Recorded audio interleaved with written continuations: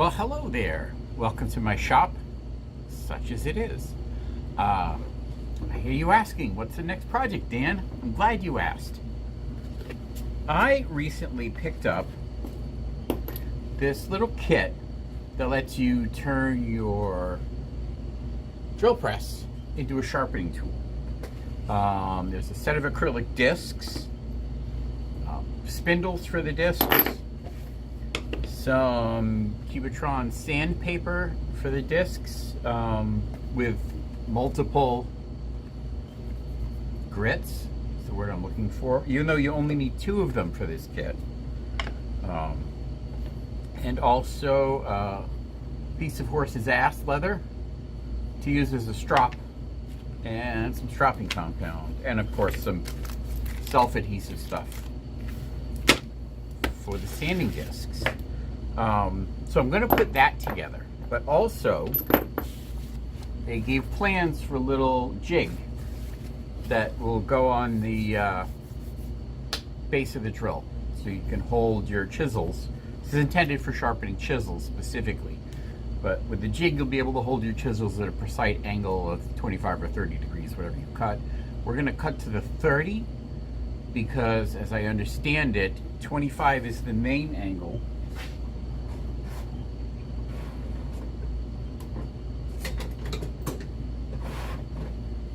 So this whole angle here is 25, but you want the very end angle to be 30. So it holds up a little bit longer. So we're going to go with the 30 because I don't need to redo this 25 right now. There's plenty of meat there. And so we're going to put that together, but also we're going to build the base. It really, as far as I can tell, it says to use hardwood. I used pine. Select pine. It's been drying overnight with the glue. I don't know if it makes a difference if it's pine or hardwood.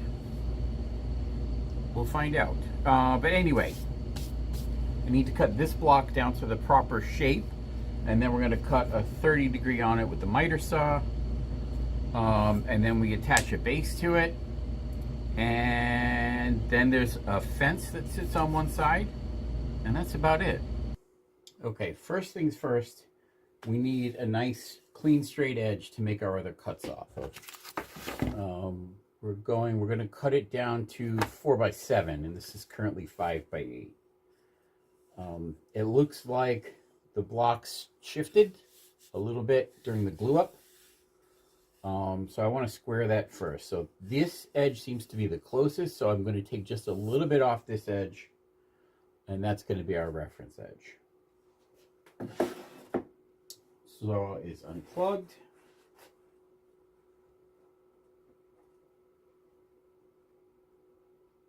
And I want to make sure this is square to the blade. That's important.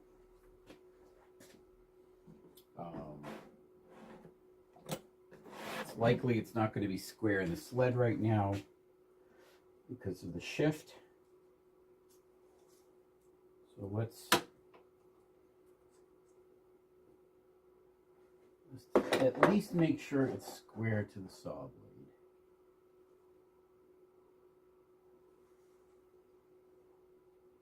Okay, that looks good. So we'll make the cut right there. I'll try and hold it steady. I have to work on how to clamp things. All stuff to learn. It's a little grody. I think I'll get a clean one.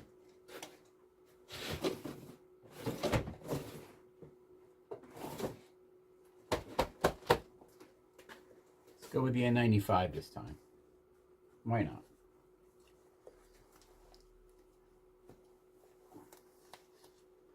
These are more cumbersome to put on because of the double straps.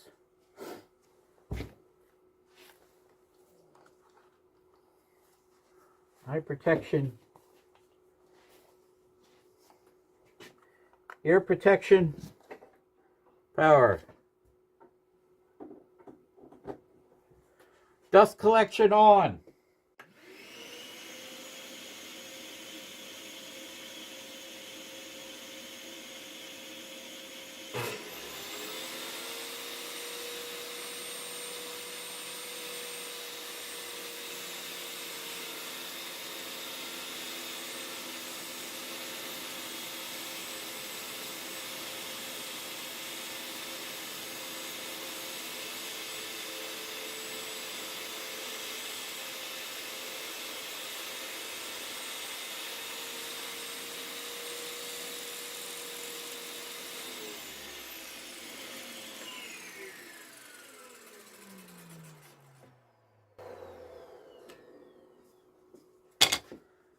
Okay, we've got a nice clean reference line there. So let's make a square cut here. So we've got a 90 right there. And again, this is just going to be a trim.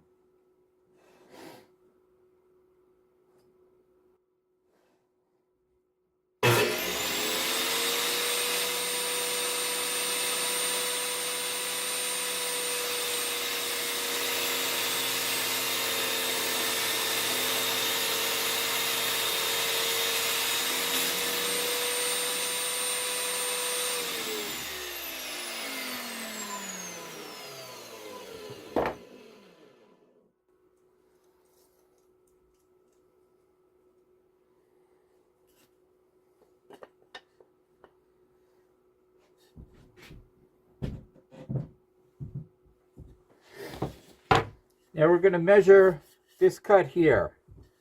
So that's going to be 7 inches.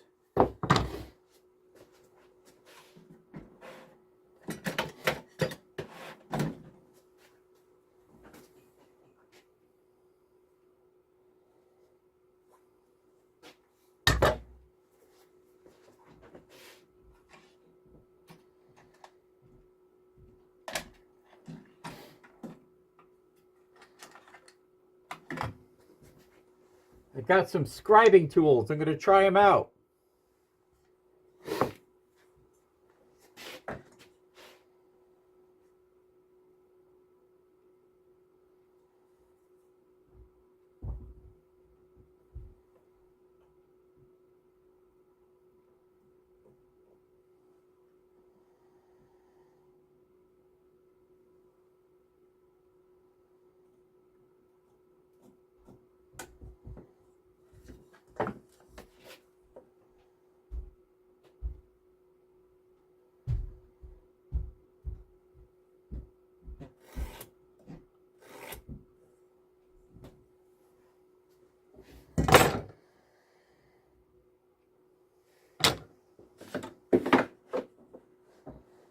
We're going to line up the scribe on the inside of the kerf.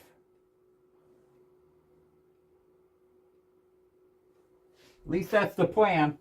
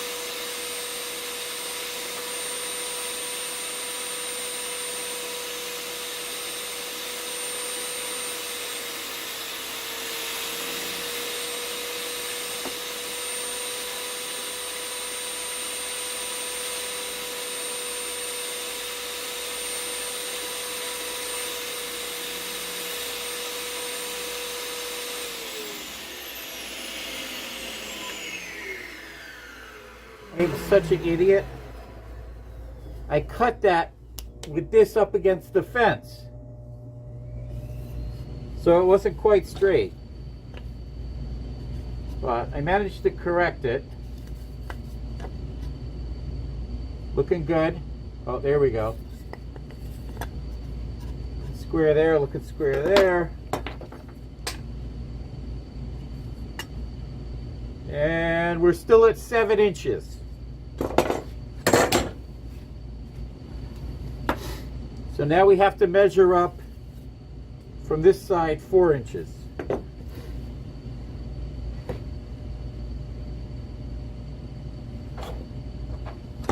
So you can't see what I'm doing down here. I'm measuring.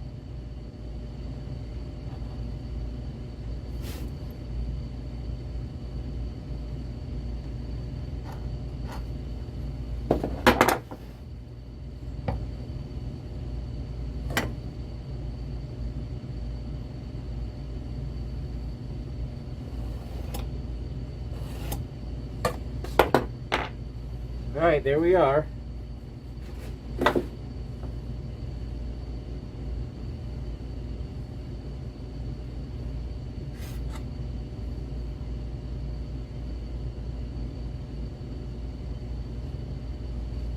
a little hard to see the scribe line this way.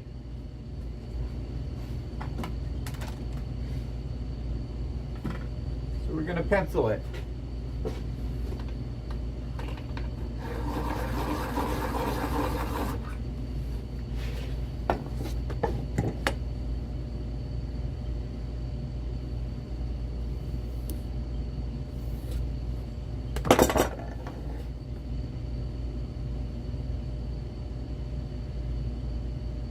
Nope, that's under 4. 4 is up there.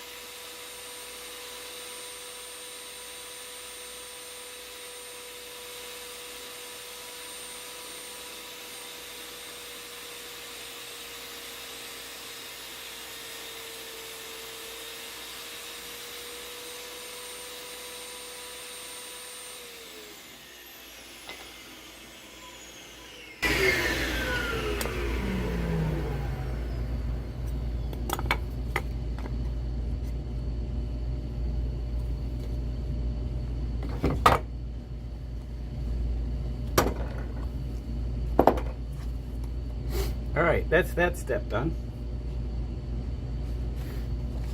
Let's see what the next step is.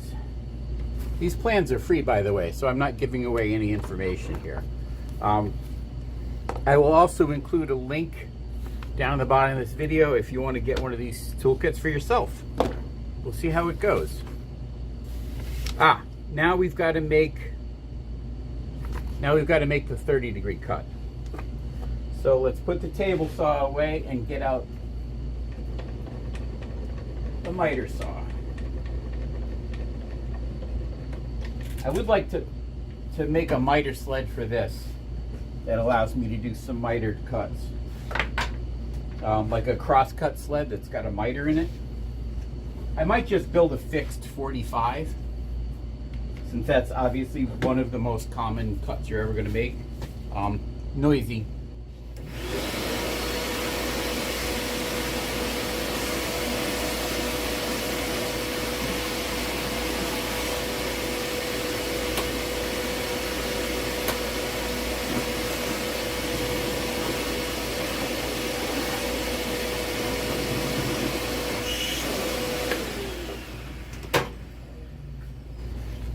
Miter sled, or not miter sled, miter saw. Oh, this is a good opportunity because I was using the miter saw to cut through one of the hardwoods, I think, and it really was fussing on the way through. I thought maybe it needed a fresh blade. So, blades.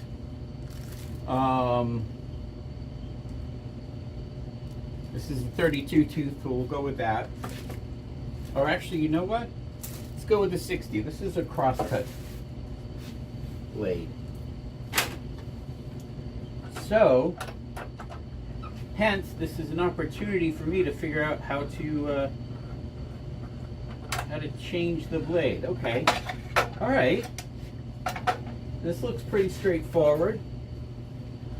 Is there a lock here? This is unplugged, by the way, just so you know. I've got a mini vacuum under here. I may have mentioned this in another video. So this has got its own like dust collection basically, and they're both plugged into an outlet that I mounted right here.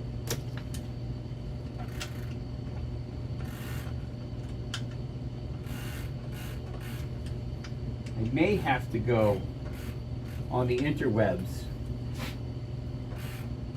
to figure out how to change this blade. I don't have a flashlight down here. I should have a flashlight down here. So either there's going to be a locking nut in there, or there's going to be some kind of hold down on here, and there is a little thingamajig here. Ah, that's it. That's what it is. I just had to hit the spot. All right. So let's see if we can figure out what the appropriate wrench is here. Much too big. Also much too big. So probably 1/2 inch. I think I've got a 1/2 inch kicking around here somewhere. It's 9/16, but that's equivalent to 14, so that's not going to be it.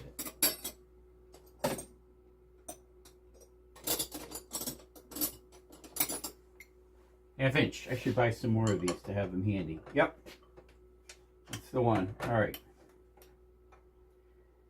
And I'm assuming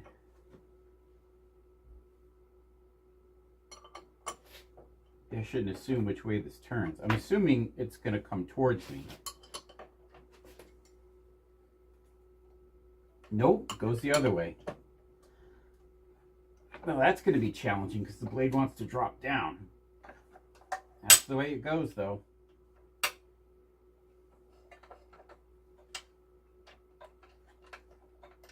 Okay. Okay. Okay, I don't know how old this blade is, but it is the ProTech brand, and this is a ProTech saw, so this is probably the original blade. I can't imagine it's not the original blade. Again, I am not the original purchaser of this saw, so I have no idea how old this blade is, whether or not it can be sharpened. It is a crosscut blade, because the teeth are angled right, left, right, left. Yeah, so this is a crosscut blade. The teeth do look kind of worn. I don't know if these can be sharpened or not. I will have to look into that. I mean, if this brand can. I know saw blades in general can. All right.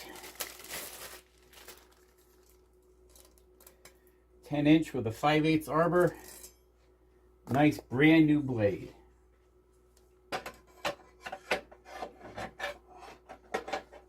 Nothing quite like having a nice brand new blade, you know?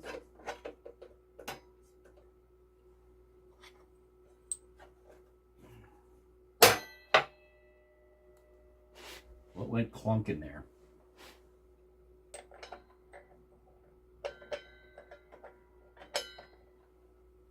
Like that. And now it's going to come this way.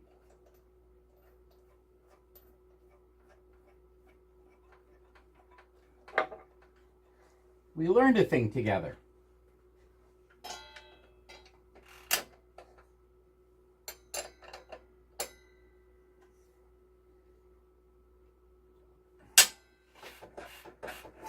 Okay. Now this is going to come back around here. And how did this go?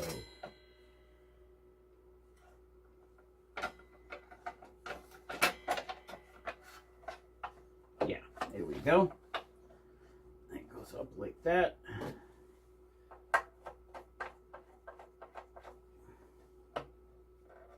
Ow, pinchy, pinchy. You get a screwdriver for that just to snug it down.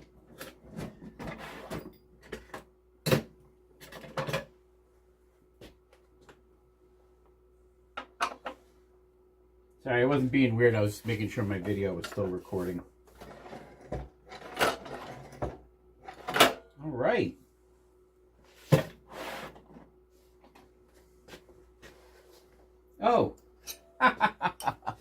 Here's the wrench. We've got a second latch back here, so there's probably pivots in multiple directions. Yeah, it is a compound miter saw. And I'm sure there's probably a distance stop on it too somewhere that I just haven't found yet. All right, 30 degrees, right?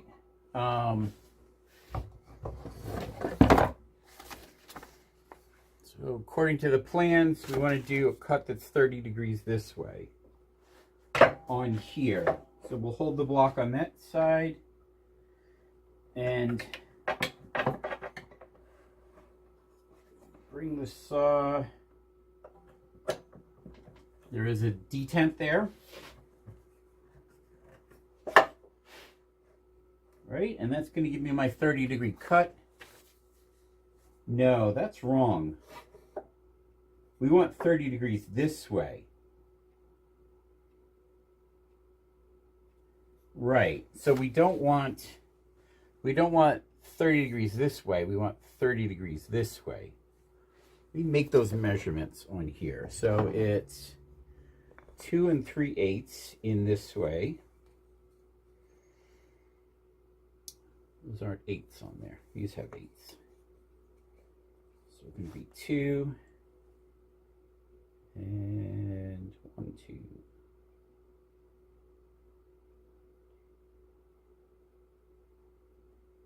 3/8 and down 1 5/8.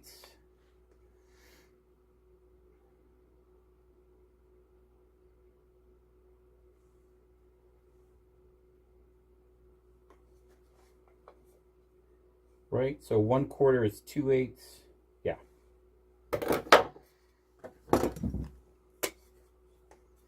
I'm going to strike this line on here just so I have a visible reference, so I know that I'm not screwing this up. I'm not going to depend on these marks for my 30-degree cut. I'm going to try depending on this for my 30-degree cut.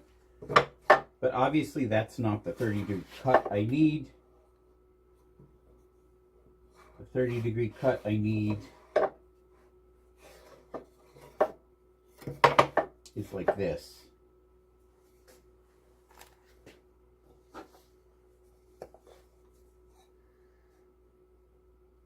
Measure once, cut 3 or 4 times.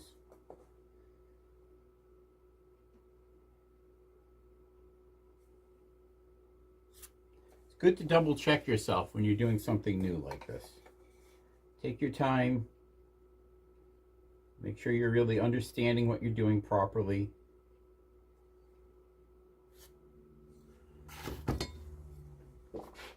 I mean, I could swing to the 30 degrees over here, right?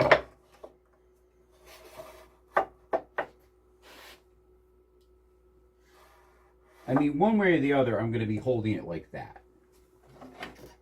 So I guess it really doesn't matter. This blade has a nice fast stop on it. It doesn't spin down slowly. It's a nice clean cut.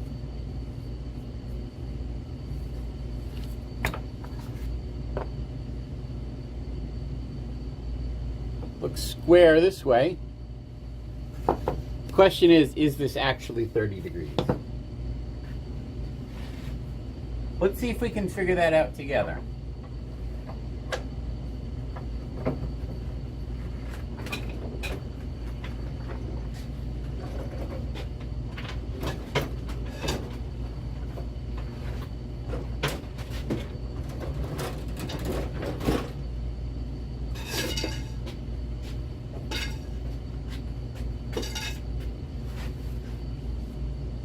We do have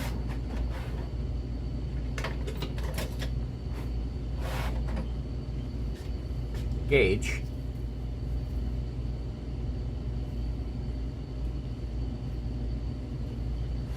Switch it on. Zeroed out.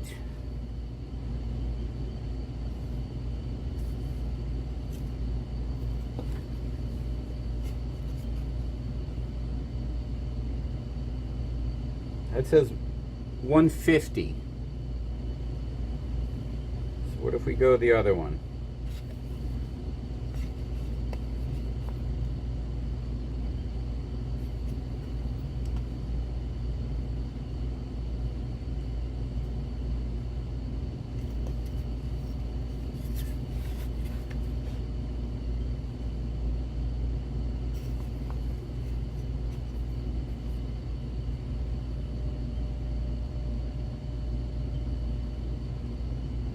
It says 120.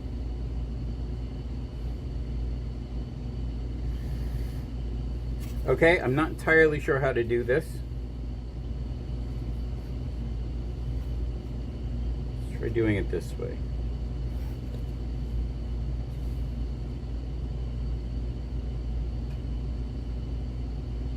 Okay, we'll set this to 180. Zero it out. Ha! There we go. Pretty darn close.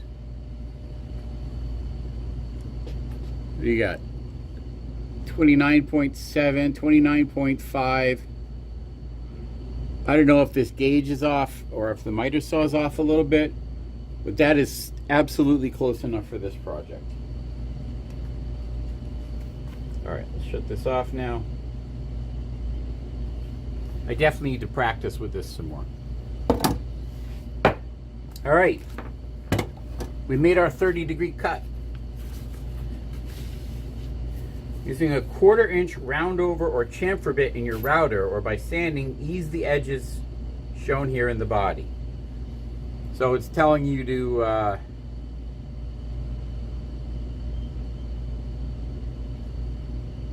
ease the edge up here and down here, but not on the ramp itself. Is that necessary? And then the next step is to make the fence, and then the next step is to make the base.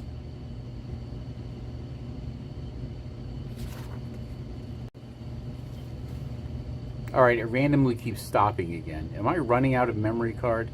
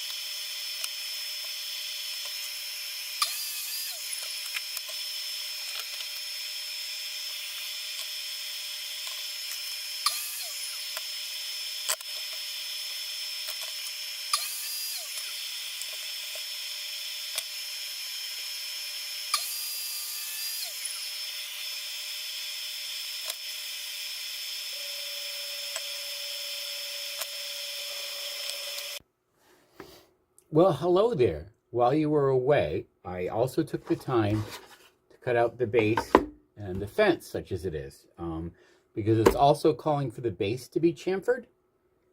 And frankly, I didn't feel like getting the router out, routing this part, putting it away, sawing another base. So I just cut this out. So this is going to get chamfered on every edge except for this edge and across the bottom. So this, and this. This is going to get chamfered all the way around except for the width of this part. Router is unplugged at the moment, so let's put on our safety gear and get to chamfering.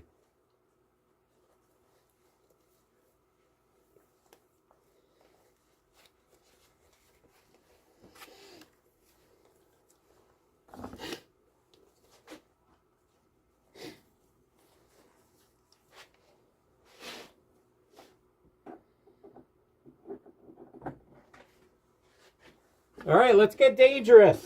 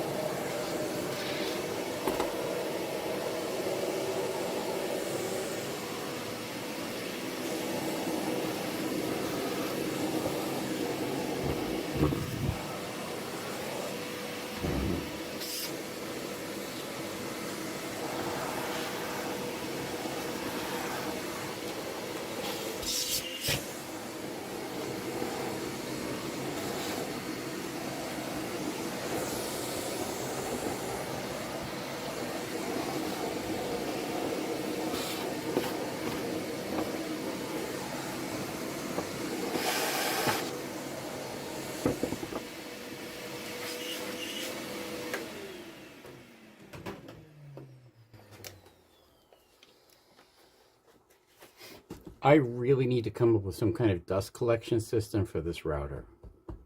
It makes a mess everywhere. I mean, I think that's kind of an inherent property of routers, but I don't know. I'll add it to the to-do list, which has gotten pretty long at this point.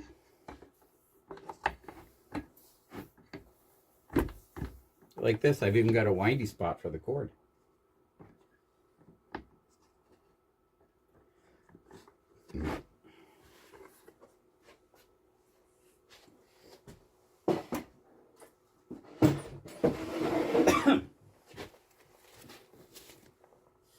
Ugh. I missed some. Hold on.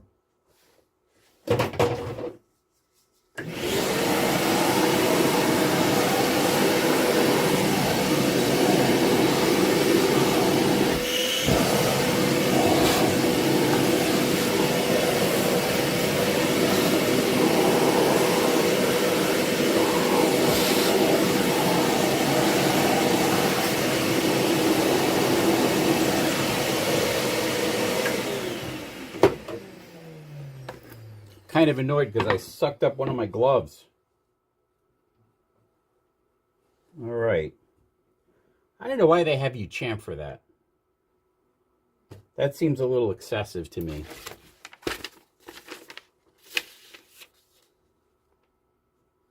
Drill and countersink holes on the bottom of the base at 2 and 5 on center. Drill small pilot holes in the bottom of the body, also at 2 and 5 on center. I mean, I'm assuming we don't want to go into the center of this because then we're going into the glue joint, which would probably be fine.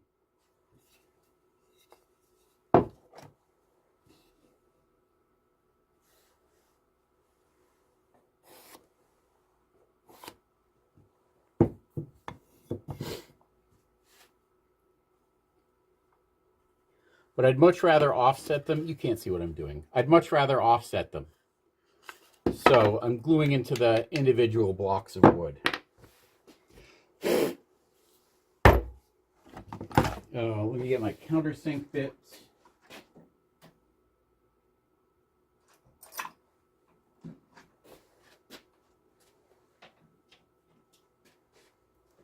And some appropriately sized screws. Let's get the camera down where you can see what I'm doing. It's not much point to doing this if you can't see what I'm doing. Good enough. And a piece of scrap wood. Playing with the Forstner bits. See that hole's drilled in at an angle? I don't know if you can see that or not. And this one's cut in at the end. Very cool. I like Forstner bits.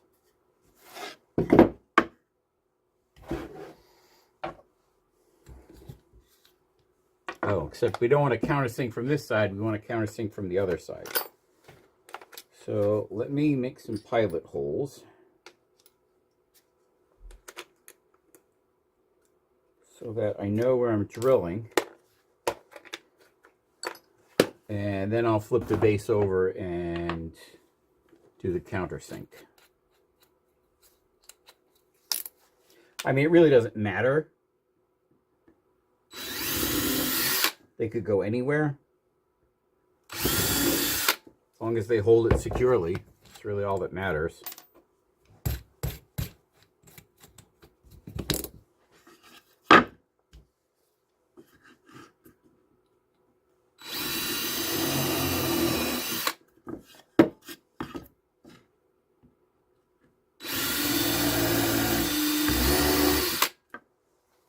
All right.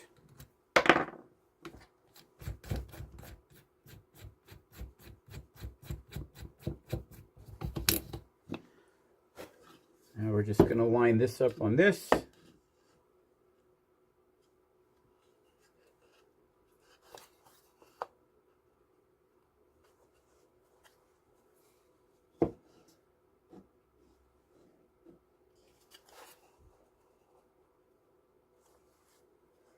You know, I think this would have been easier without the chamfered edges, to be quite honest.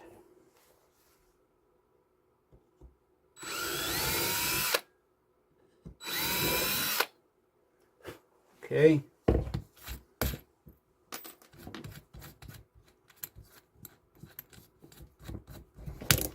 I mean, this is basically it. I just have to attach the guard and we're done.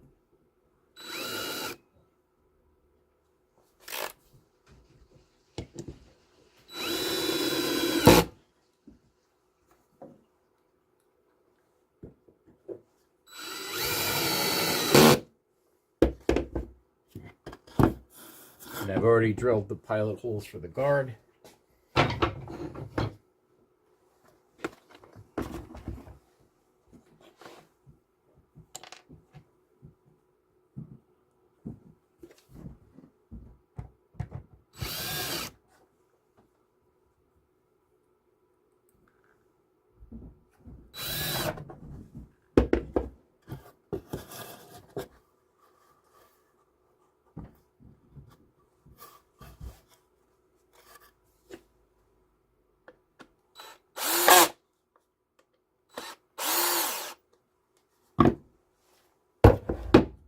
Done.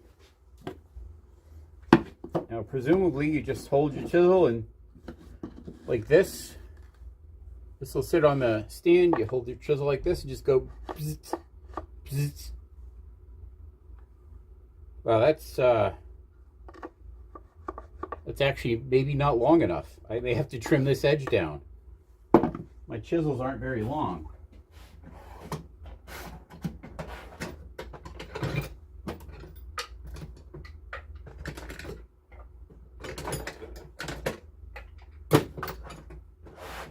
Get out all the cheap chisels I have. Yeah, because I think you need to be able to, because this is, I don't know if you can see that. The shank of this is riding up right here. So I need to cut this back a bit. And I think these are going to be exactly the same way. Yeah. Yeah, so this is too deep for me. This needs to be shorter, more shallow. Maybe it was on their design. What's the most efficient way to do this?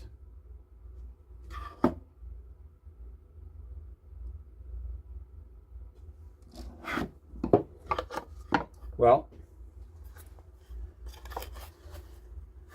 you can either cut this down or cut this shorter.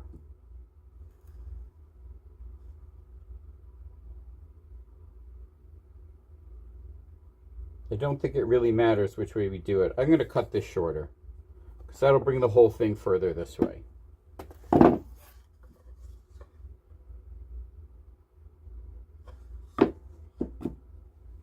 What do you think? Getting jigsaw with it?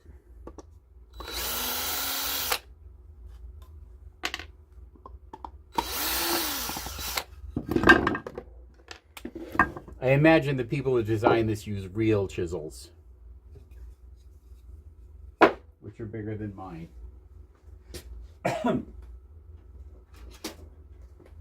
Or shall we Japanese saw it?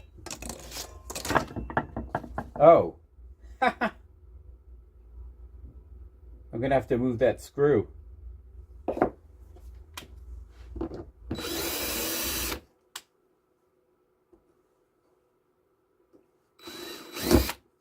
Oops. Come on. Trying to brute force you. There.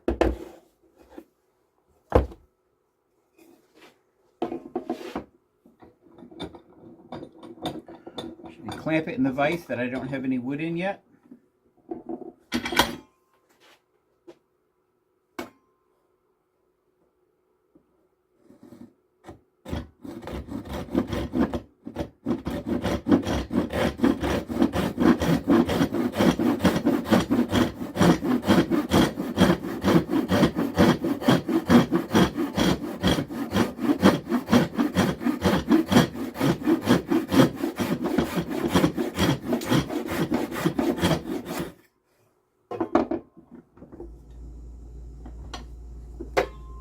Ooh. I'm not quite square to the body. That's not good.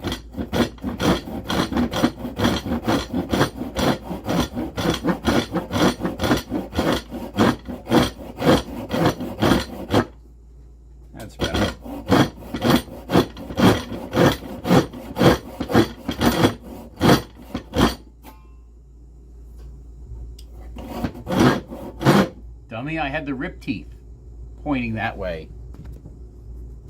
I need the crosscut teeth for this.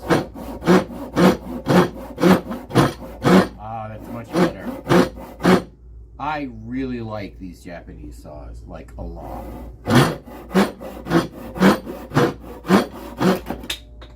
There we go.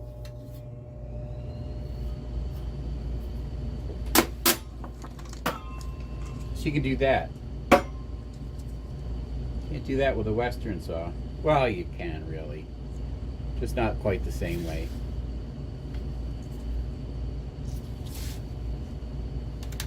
All right.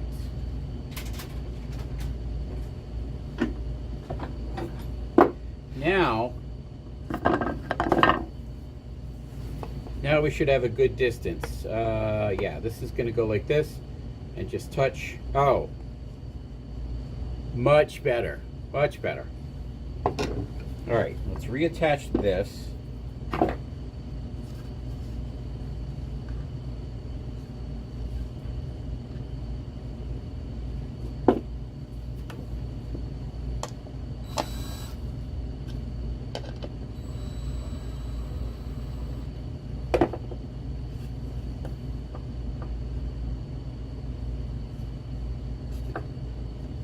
Them out just a little so I can align the holes properly.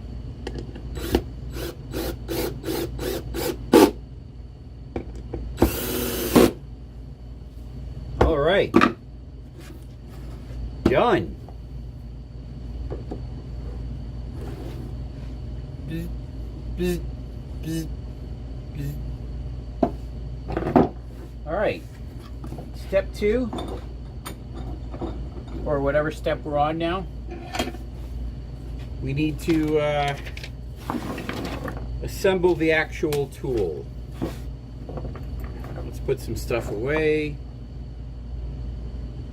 that I don't think I'm going to need.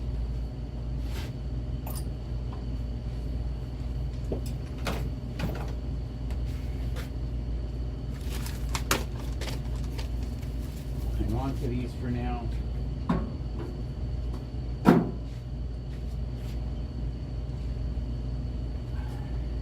Bad fuel. This is decaf, by the way. It's kind of late at night. 20 minutes to 9. I mean, that's not super late at night, but you know, when you're my age. Okay. I'm sure this is all the pieces. This is the horsehide. This is the acrylic disc. This is the other acrylic disc. And this is the Cubitron. Wow, there's a lot of sandpaper in here. This is way more than I actually need for this. Like, I feel 40 bucks for this much Cubitron sandpaper is a pretty damn good deal anyway.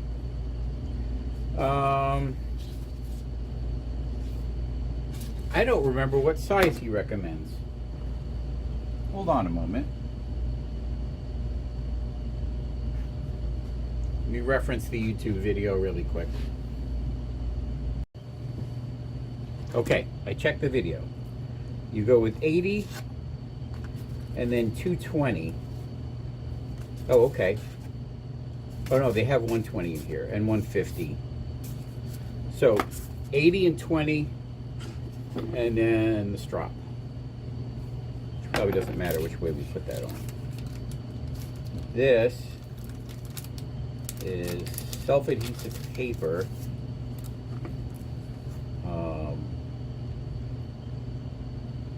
One disc is gonna...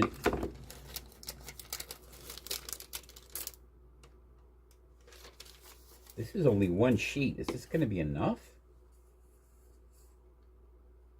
I don't know. I'm really curious here. Or do these have...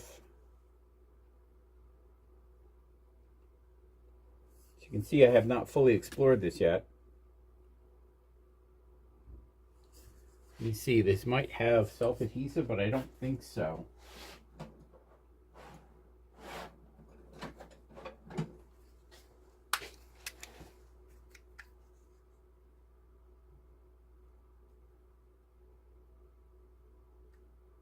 No, that's just brown paper cemented on there.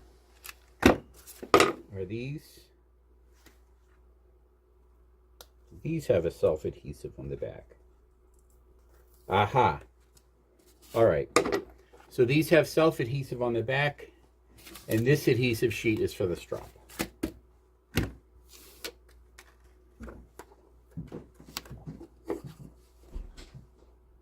honey? Yeah. I'm heading upstairs. Okay. Let me come up and get my things ready.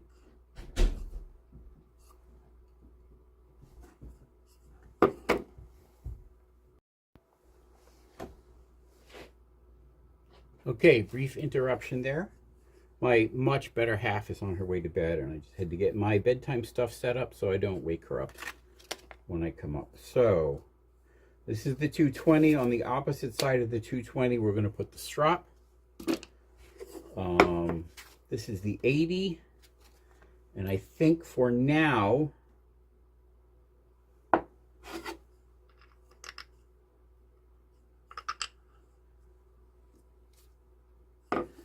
oh, I guess the strap goes on that side. Right. I put this on the wrong side. Dang it. Dag nabbit. No, that's the correct side. Sorry, I haven't done this yet, so I'm kind of figuring it out as I go. Right, because this is the side, this is countersunk. That's the side we want the screw, so this is the side that's going up into the machine, so this needs to be on the bottom. Same with that. And then the strop on top of the 220.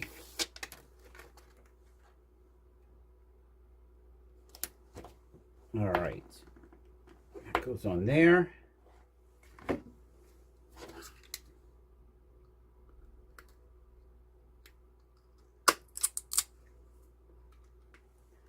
Make a little hole there.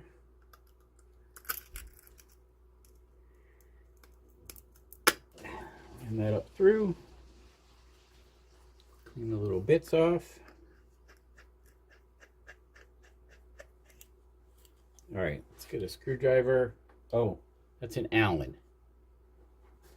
Or a hex drive, whatever you want to call it. Too big. Too small. This is always a bit of a challenge. Finding the correct size Allen wrench.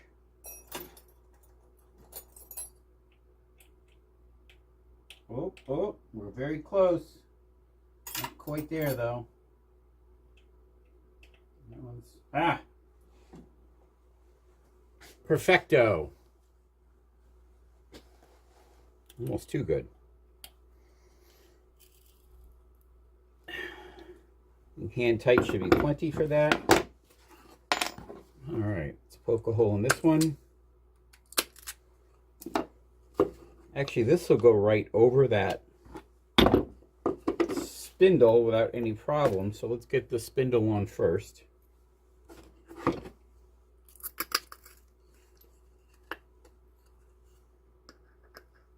Suppose it would have been better to punch an appropriate sized hole in that, but whatevs.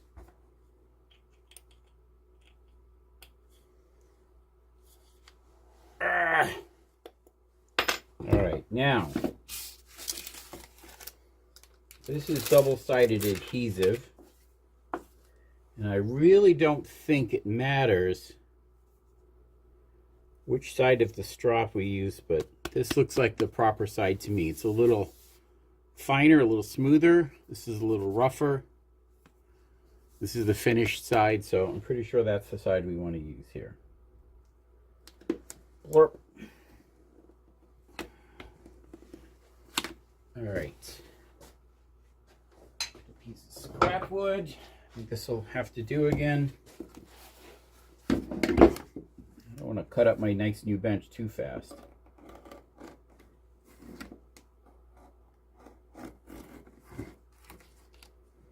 I used to work for a cobbler years ago, so handling horsehide is not a completely unknown exercise for me.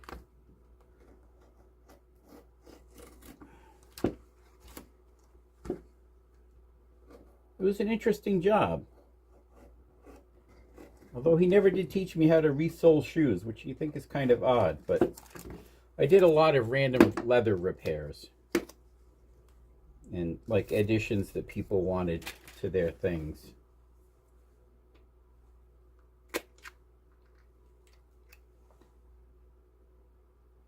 Cures and gets stronger with time.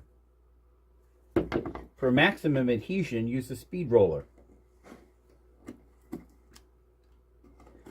There was this one time at the cobbler where this fellow, who was actually a judge in the juvenile court,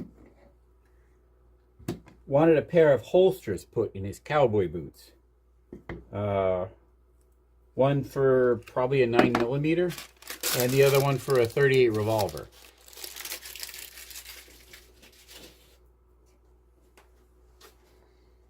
That was interesting. All right, let's drop it up here.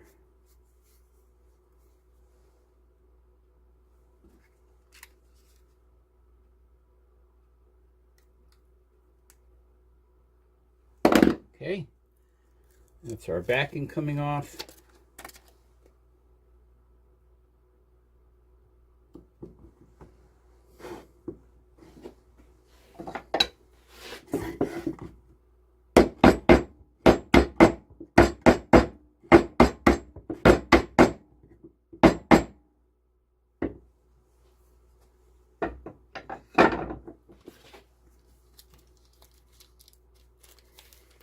And this is our stropping paste, which I've never handled or even seen stropping paste before. I've never stropped anything. Which is odd. You'd think with all the different things I've done in my life, you'd think stropping would be in there somewhere. But nope. I'm a virgin stropper.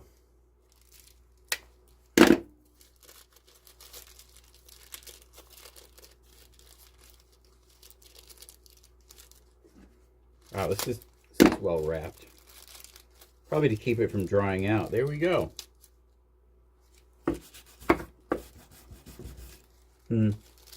I'll probably fire that up first and just get some on that way.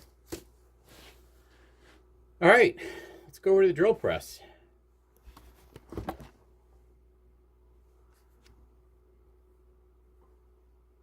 All right, first things first, let's get everything set up and aligned before we power up the press. Get our stropping paste. Let's get this in here. The drill press is unplugged right now. Not that I feel that's as necessary. I feel pretty comfortable working around drills. I mean, I worked around a lot of drills in my life. But this thing's got a lot of beast, so I think this falls under the better safe than sorry category. All right. That's not quite. So this is going to be out here. What we're going to be doing is taking the blade and just touching it. So this needs to be lowered down, which we can just lock it in place. Yeah. Where is... I know there's a lock for this. This?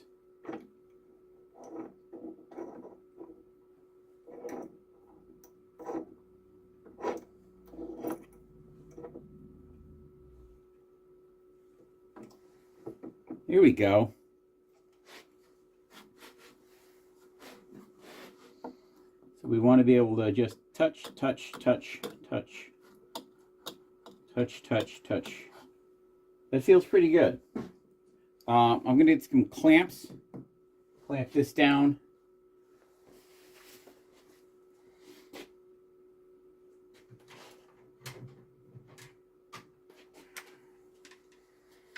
I don't have any small C clamps, which would be my preferred clamping method here.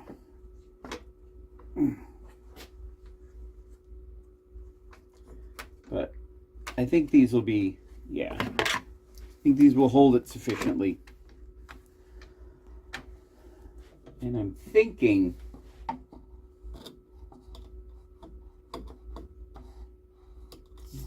that's why you have this little fence here, to keep it from kicking over, to help keep things straight. Thinking I want to take the speed down a little bit. This one you do by changing the belt in here. So let's do that. Let's go with like a medium speed. This is an old drill press, but you know what? I got it for nothing. And all I had to do was buy a new chuck for it. So that seems like a pretty sweet deal to me. Here's my mini pry bar.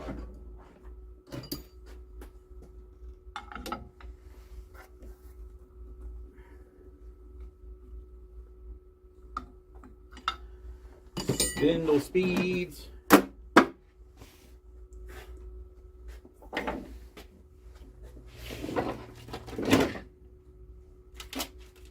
All right, we're gonna do every chisel I have.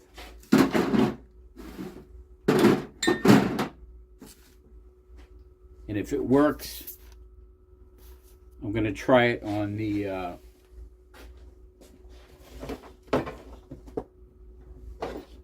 if it works, I'm gonna try it on the blade for the plane too. If I can figure that out. That might not be the right angle. And unlike the guy in the video, I'm gonna wear gloves to do this. Just because there's going to be sparks and sharp bits of metal, it feels safer to me. I suppose there's some danger of catching my hand in the spin, but I don't think that's really a danger.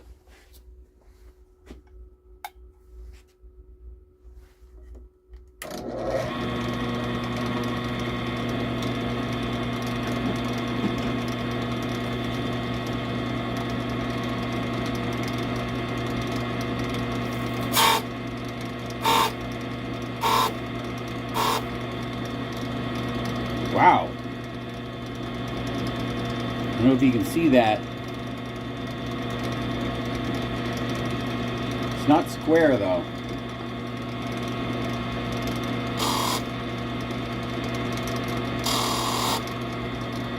That's better.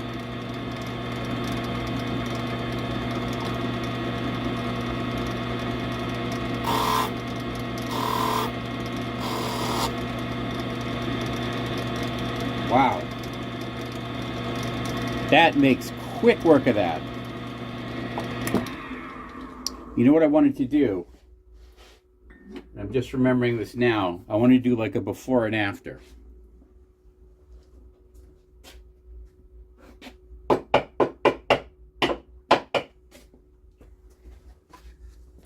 So here's a piece of the cherry that I cut up the other day.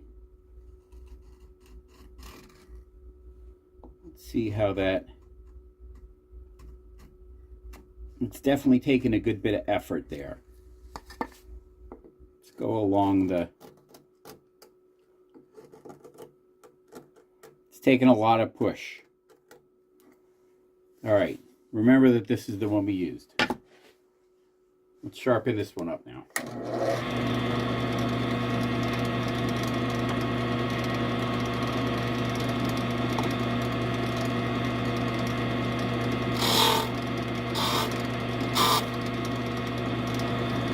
Wow, you can really see, I don't know where my camera is, but you can really see whether or not you're going straight, because you've got that shiny spot.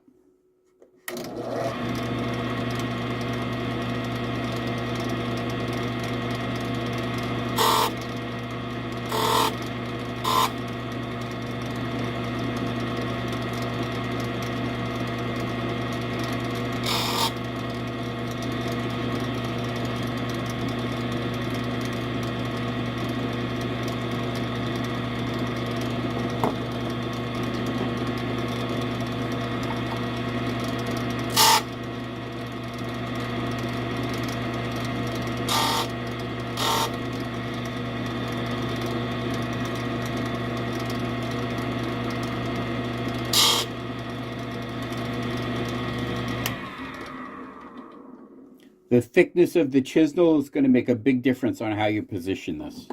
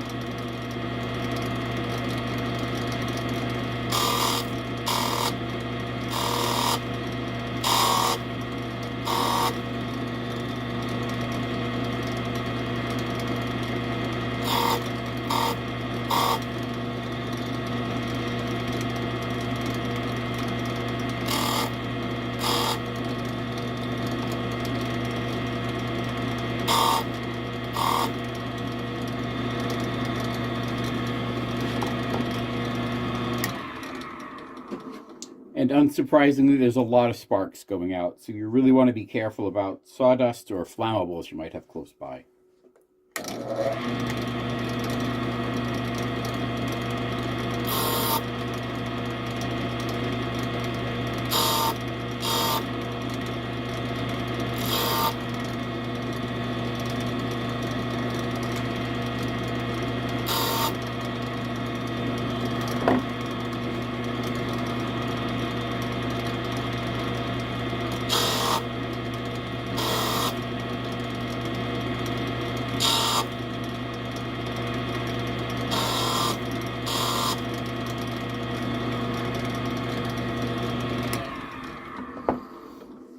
A definite level up would be able to have some kind of adjustment for different width blades. I'm going to grab the blade out of this and throw it in there too, because what the hell, why not, right? It's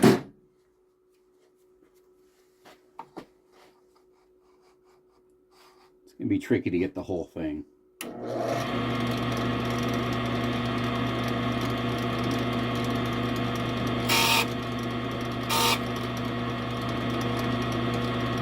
Yeah, this is substantially wider than the chisels.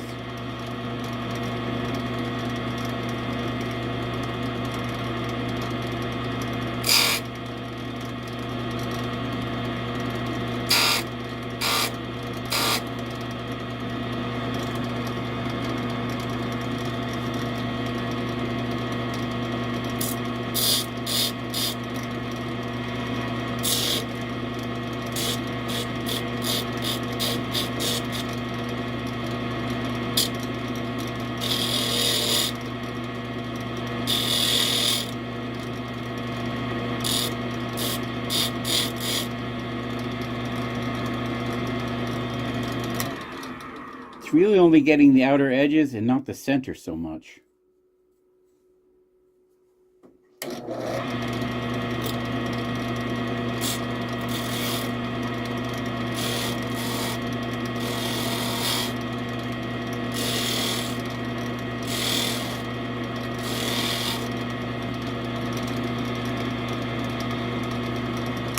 That's better. A little bit of carefully handling. I mean, hey, I'm not going to make this thing any worse. And like I said, it was only 17 bucks. All right. Now we need to swap out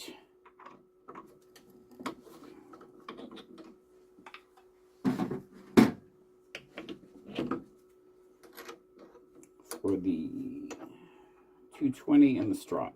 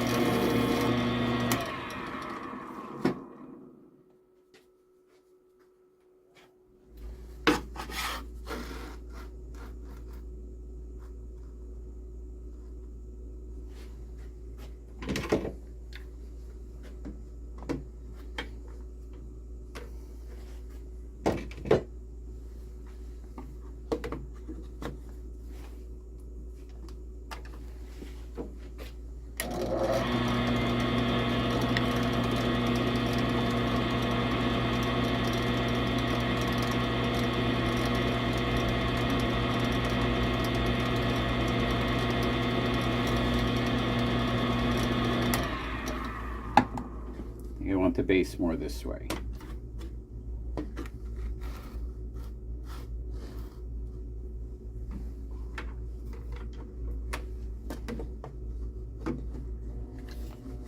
I don't know, for some reason it just occurred to me that I can adjust it in and out too.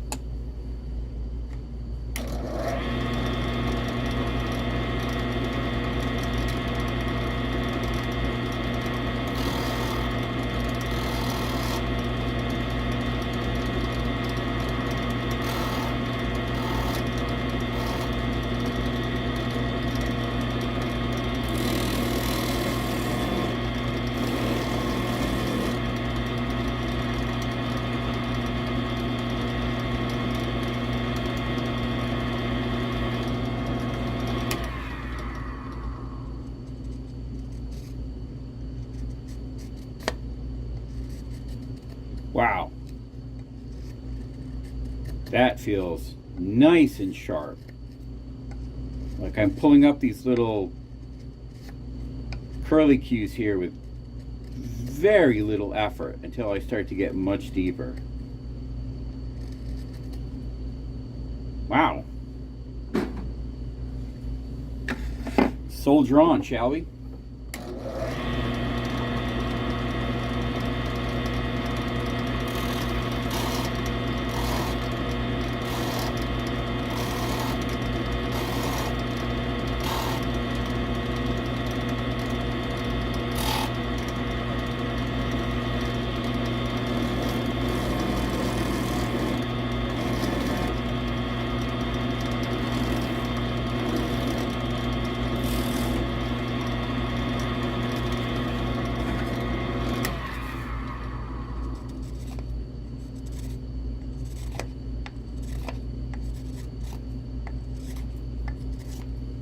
Wow. Okay. So I'm just going to call right now that, especially for a newbie like me, this is a great. For like 45 bucks, this is fantastic.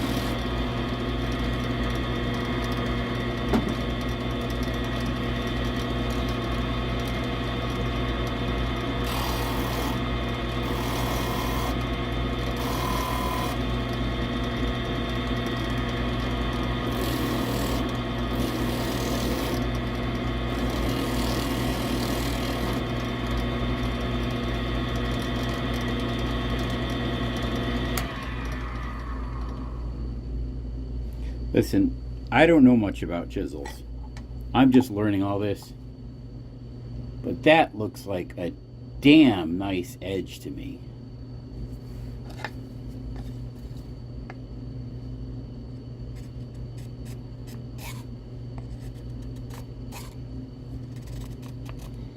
I know you can't feel what I'm doing, but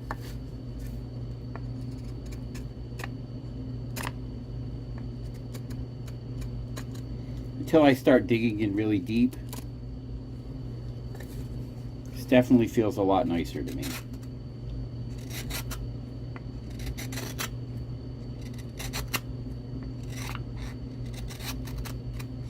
Look at that nice thin shaving I got there. Is this going to focus for me? I don't know which side the camera's on. Look at that. Look at that. Paper thin. Less than paper thin. Yes, I know my hand's in the way there.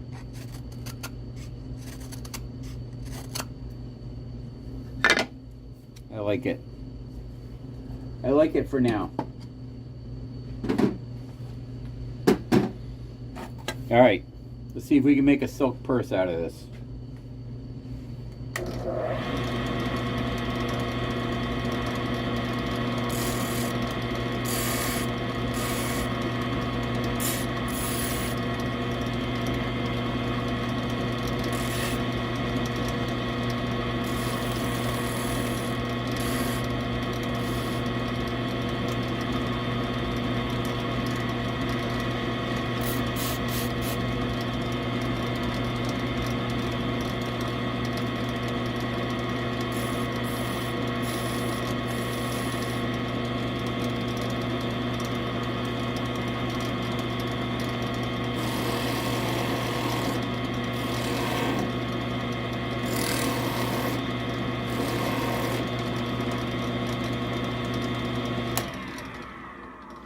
If this thing can make this shitty ass plane work, I'm going to call it achievement unlocked. Let's go over to the table. I am very, very pleased with that purchase. I have to tell you. Especially with being new to this, it's going to make keeping these sharp so much easier for me. Look at that, cut right in. Get my hand behind it. Got to be mindful of stuff like that. It takes a while to get used to doing that. These are cutting in with no problem at all. Yeah, I also need to get a chisel hammer.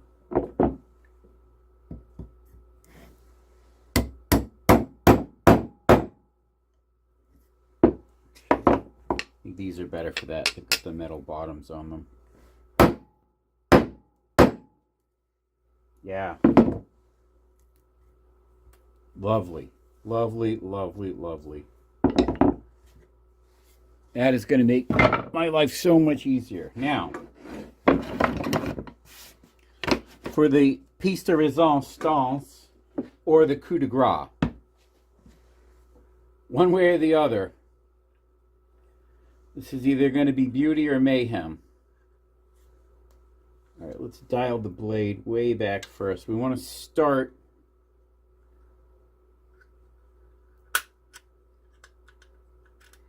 the blade far enough back that it's actually not going to cut much.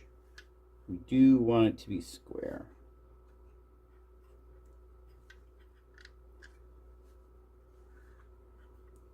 This is an incredibly cheap plane.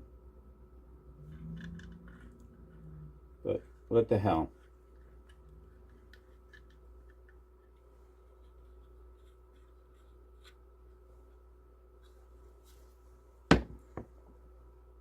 Oh, the blade is far too far down.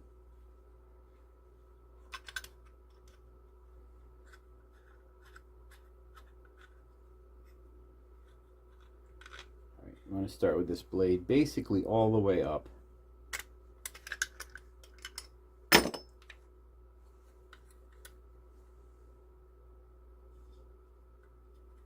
it's essentially not going to cut anything.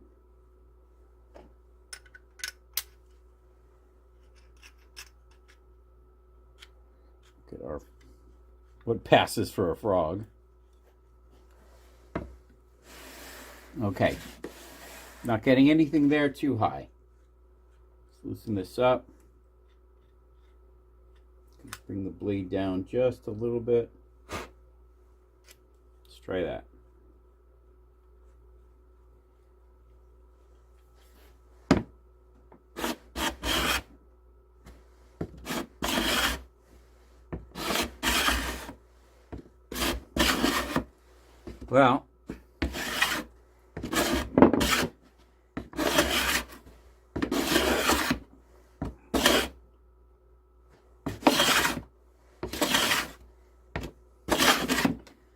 It ain't working well, but it's doing something.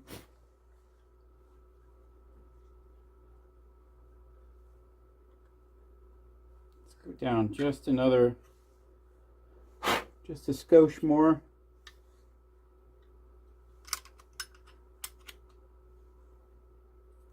I think I would probably be better off trying to manually plane it with one of the chisels.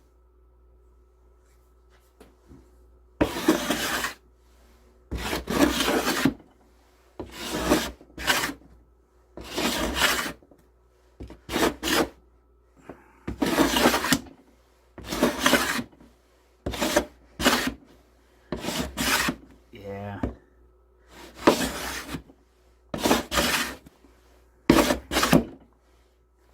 Well, it ain't great. It ain't even good, honestly.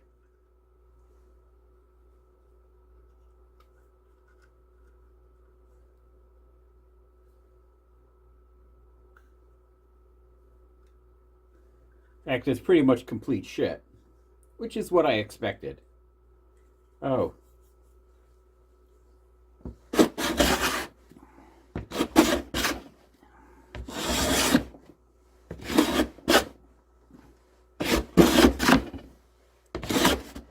Yeah. Yeah, this is never going to accomplish anything. If anything, I think I'm just making it worse.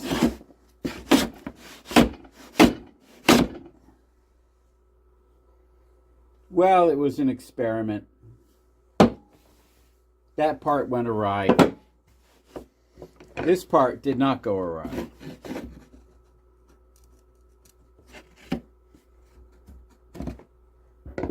These chisels are working quite well. Of course, this pine isn't exactly forgiving either.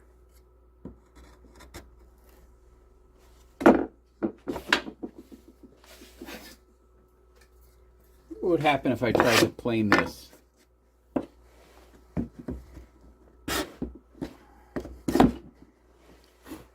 Nothing.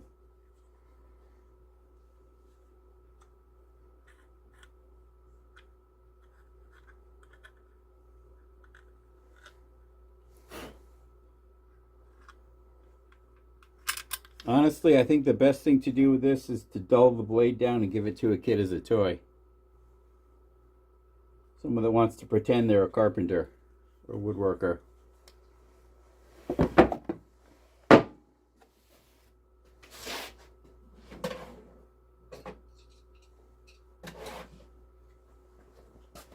I'm going to have to make a decision soon about planing and what I want to get for a plane. I have two options basically that are actually going to be roughly the same cost. I could either buy a really nice quality hand plane, which is going to start around $50. Anywhere from 50 to 100.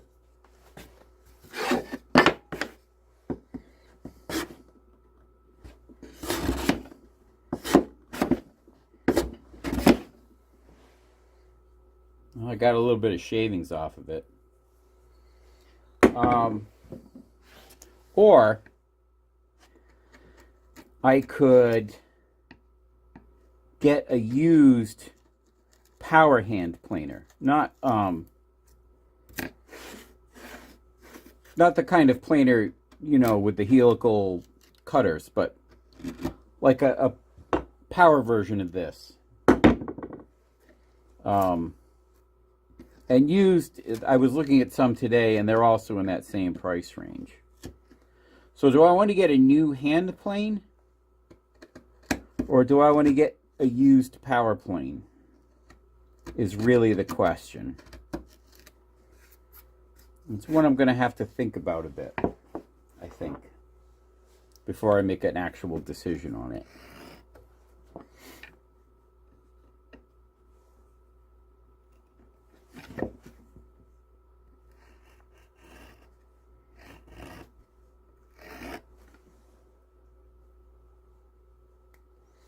Yes, I'm just screwing around at this point.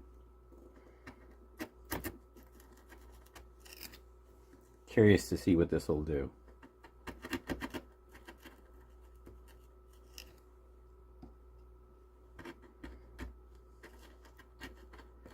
Curious to see how nice of a gouge I can make. Anyway, I'm going to vacuum up and we'll see you in the next project, which I don't think is going to be shop infrastructure this time. I think I'm going to start working on boxes. I plan on making some small boxes. I've written down the dimensions that I want. So I'm thinking maybe we'll look into that. See you in the next video.